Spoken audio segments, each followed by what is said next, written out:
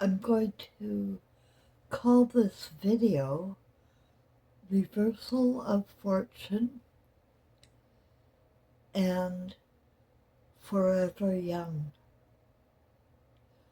I have two stories today to share that came to me in memory just recently. In 2016, when the beings of light came into my bed, downloaded me with the entire freaking history of the world, I told them I am not going to remember any of this. I can't remember these details. But they kept giving me more and more details. I already saw the big picture. I saw the stars and the sun and the moon are releasing Earth from the universe, or something else will happen. So the jury is still out because I don't know. But I have two stories with detail that, show me my mapped out world and how it relates to the global picture, if you will. And my voice is still very bad, but I think it's coming back. And thank you for your patience with my voice. Okay, story one. It was 1997. I was home from work, and it was a Friday night. I always drove in with my husband. We drove to Vancouver from the suburbs to work. And on this particular night, when we got back to our city, I said, I'm going to go in to Blockbuster Video and get us movies for tonight. And my husband at the time said, I'm going to go pick up the pizza. So he went across the street to get the pizza, and I went to get the movies. And it was my choice that night. I did not like his choices of movie. He always got movies like The Poltergeist or something horrible. But I didn't ever know what these movies were about. Reversal of Fortune and Forever Young. I have no idea what those movies are about today. But I remember the look on my husband's face when I told him what movies I got. Forever Young and Reversal of Fortune. He didn't like them. He didn't like that idea. He said, you're very negative.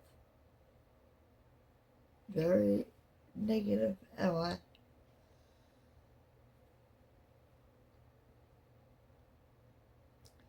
We're going to get to that. So, the next story is even more. This next story is beautiful to me. I don't even know how to begin. I forgot all about it.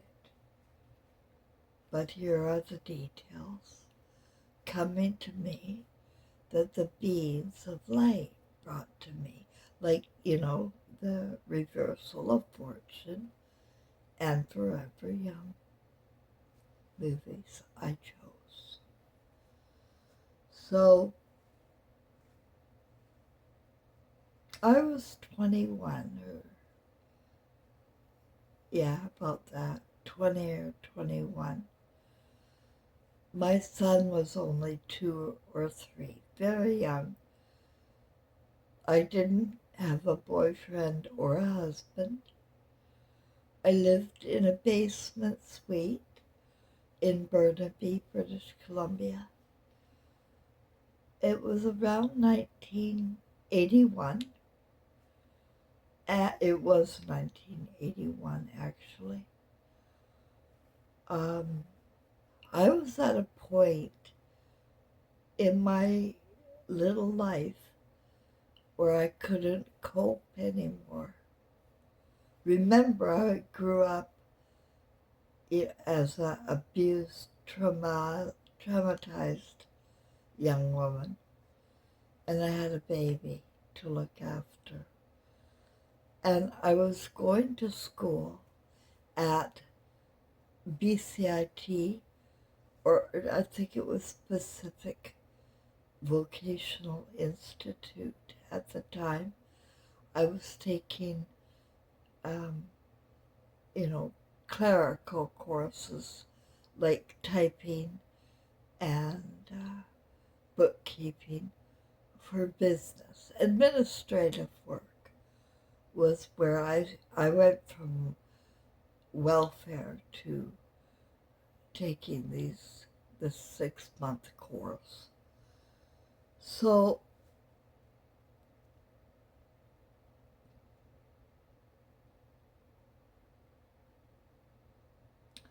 I was only 20, and I was really afraid of becoming an alcoholic like my parents. They were always drinking. And I did not want to be a parent like that. But I found myself enjoying the drink too much on the weekend. So I decided, while going to school, working, and raising my baby by myself, I decided to go to Alcoholics Anonymous too, so that I didn't become like anybody I wanted to become. I didn't want to be a drunk. So I went to AA. And it was really weird because everybody was really old. But there was another young man there. The AA meeting I went to was on Scott Road in North Delta, British Columbia. And it was just up the road from the Surrey Free Methodist Church that I went to as a child for 10 years. It was a Methodist church. I went to a Methodist church. And I was at this AA meeting when I met this man, David Mann, Mann. And we became fast friends. Just talking, that's all, about our problems. He had problems with his parents at home. And I had a lot of problems raising a baby alone. Well, he came out to Burnaby from time to time to visit me, but he didn't have a car. So he would often borrow his parents' car to come and visit me. And one day he came to visit me. We had such a nice time. I don't even know what we talked about. I just remember he was such a nice guy and treated me really kindly. And he was my age, but I wasn't at all attracted to him. We were just friends. And I'm sure I was just a friend to him too. That's the way it all felt anyway.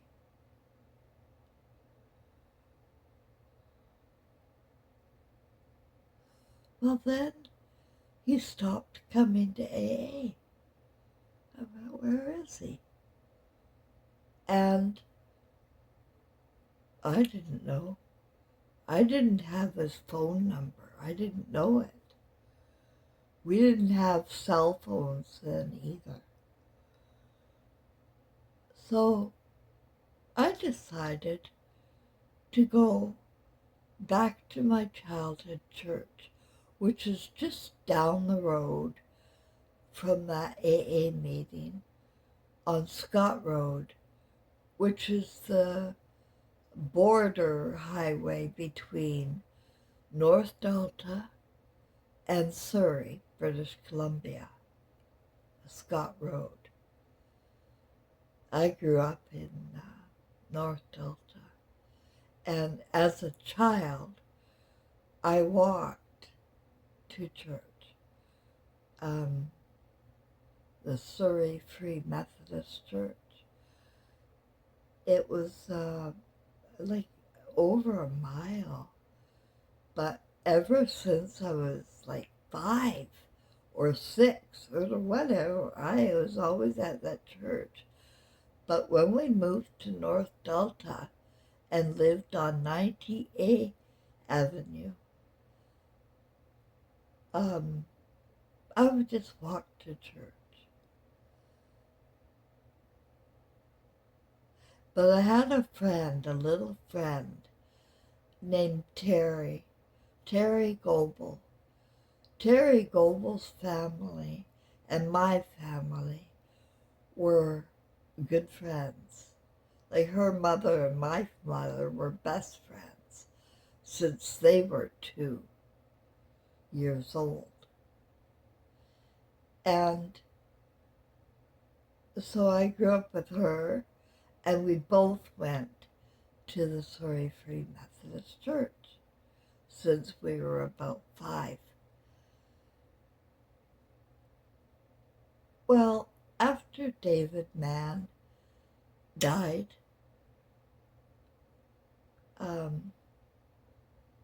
because I heard he died. I heard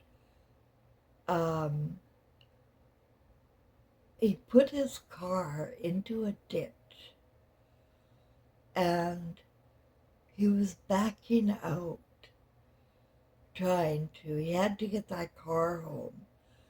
He was very nervous about his parents. They were very strict, and he did not want to be late getting the car back. And he died trying to get out of the ditch because the mud from the ditch went into the exhaust pipe, and David Mann died of carbon monoxide poisoning in that car. It was a little red car. I see it in front of me right now. Anyway, I was very sad, and I just out of the blue decided, instead of an AA meeting that day, I would go down to the Surrey Free Methodist Church, which was only a few blocks from that AA meeting. So I drove over there to the church one Sunday morning, and imagine my shock when everybody there was mourning David Mann. Like it was like a funeral wake of some kind. I wasn't invited, but there I was. In his, like, I don't know what it was, but his parents were there. And after they were all giving love to the parents, they stood up and said a few words. I was sitting in the pew right next to them. I didn't even know it was David Mann's parents. I was sitting beside my church. I didn't know it was his church, too. I never saw him before. Well, I hadn't been there for a long time, right? So things change. People come and go. And when his mother and father stood up, I realized that the mother that stood up with the father was a stepmother, like not David Mann's biological mother. But she was the one who spoke. And she said, "Thank you for all of your very kind words. David will be missed." But she had a kind of annoyed, like I'm an empath, right? Can't change that about me ever. That's why nobody likes me. I can tell your mood, right? I can tell when you're judging me and when you're off. When you're just off, I can tell. In the feelings, I can't read your thoughts, right? But I'm an empath, and we all should be empathetic, which is telepathy, really. You can tell where people are at. And I could tell this woman was really angry with David Mann, her son, her stepson.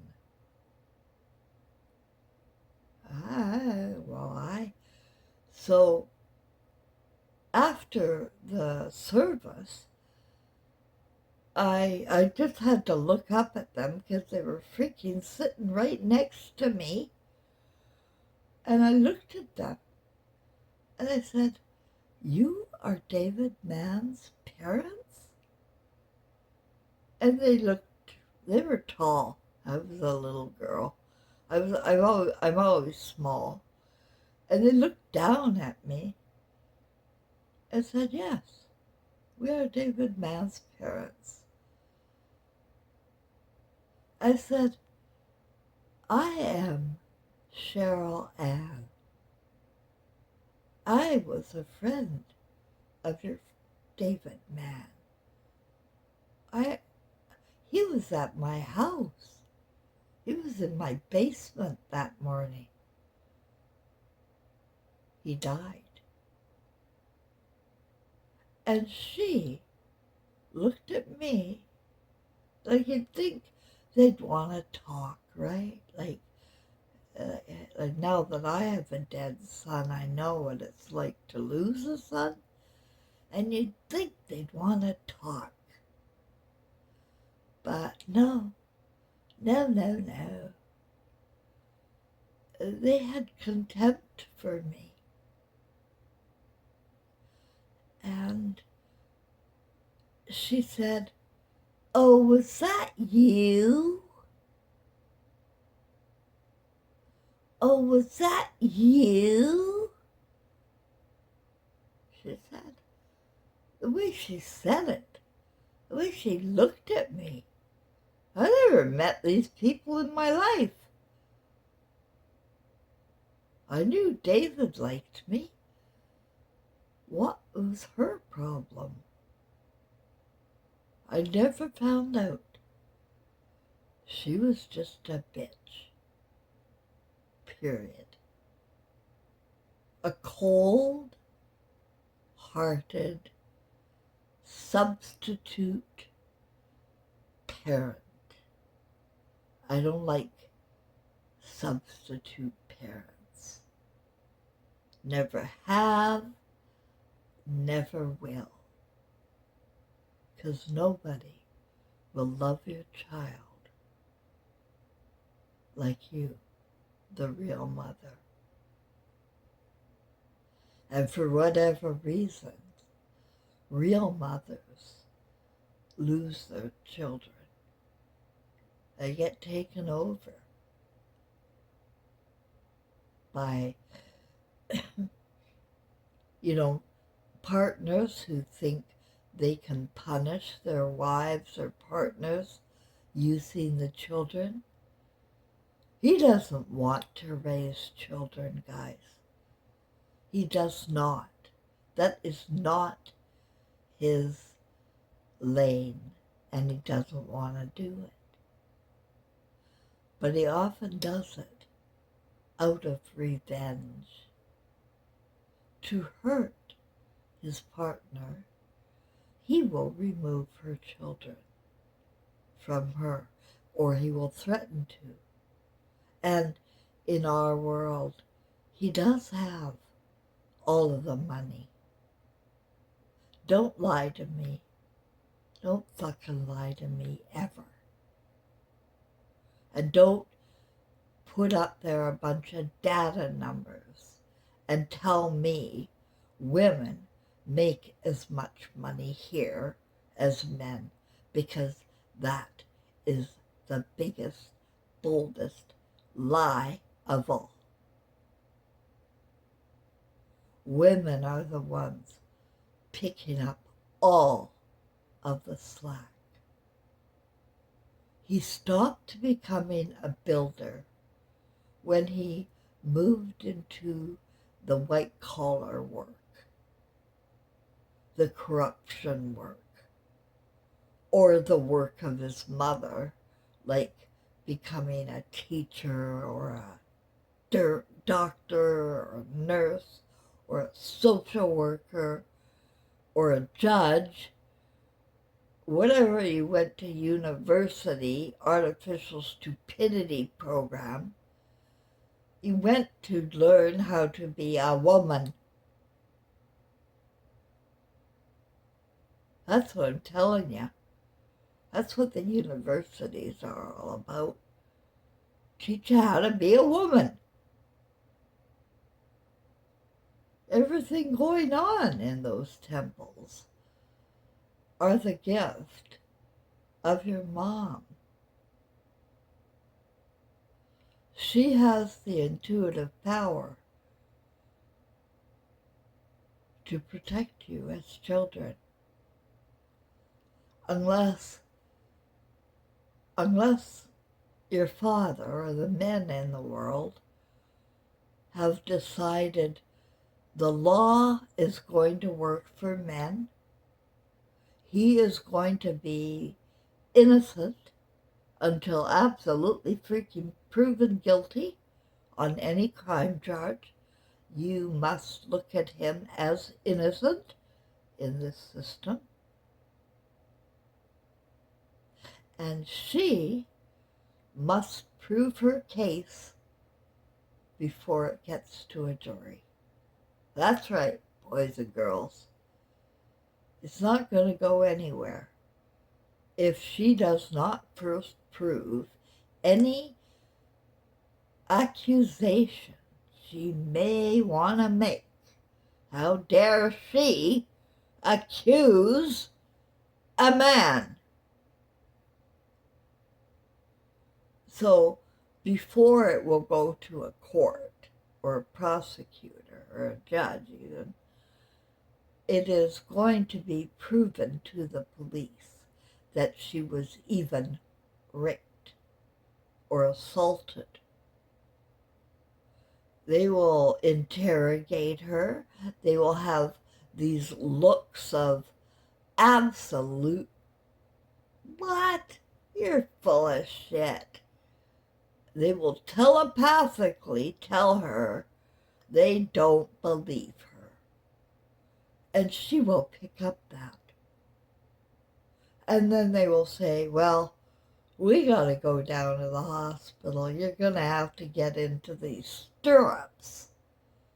And we're gonna have to make sure that something in you that says you were raped, because we just don't believe you. And he is innocent beyond all reasonable doubt. Don't you forget that, lady. Don't you forget that. And your accusation better be right. And if there's anybody out there who likes the guy who took you against your will, they're going to call you a liar. Yes, there are loyal people around. They will not let you get away with accusing a man that they love. And you're just a woman and probably crazy. You're crazy, bitch.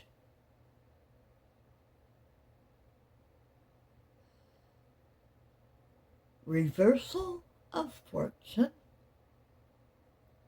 and forever young. I heard a glitch story today about the moon, how it's doing really glitchy things. Like it seems to be going in reverse.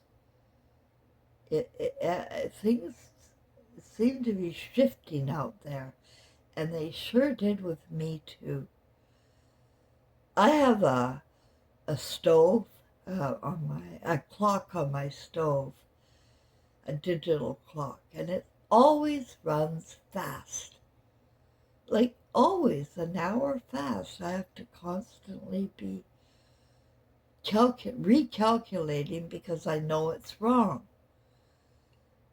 Because on my digital cell phone or laptop, it's always an hour out.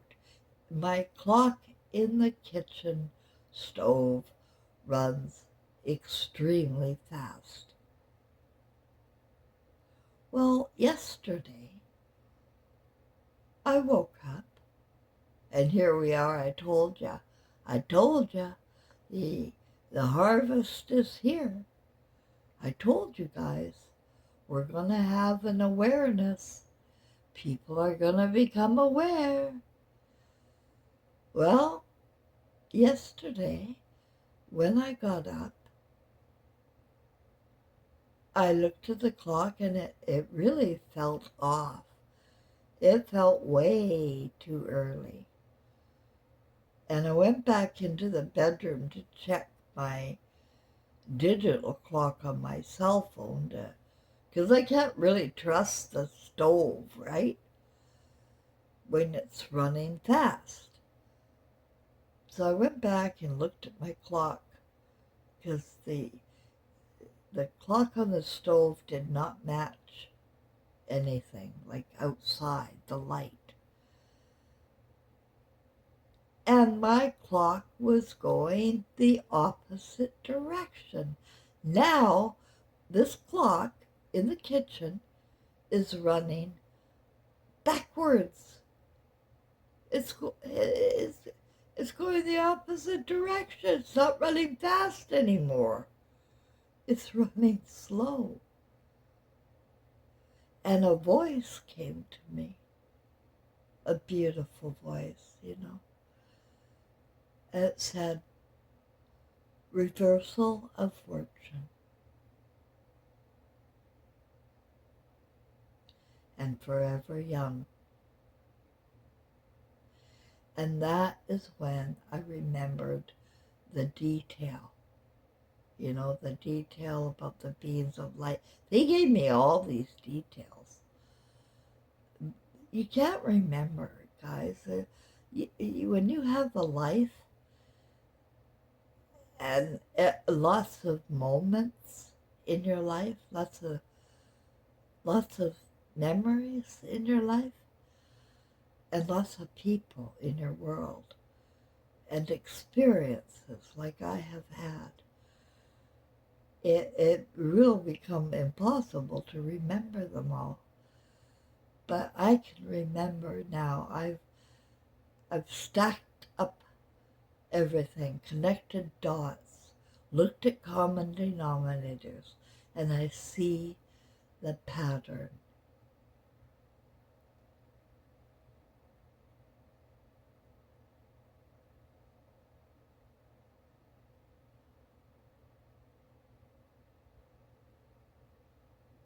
Expect the best and get it. And everything is going to be reversed. If you hung in there, if you're still around, and I think you are because you're watching my channel, I think we're going to have a reversal of fortune. And I think we're going to be forever young. What do you think? You like my stories? They're all true. I never lie. And I love everybody unconditionally. And this video is dedicated to a friend I forgot all about, David Mann. Thank you for being my friend.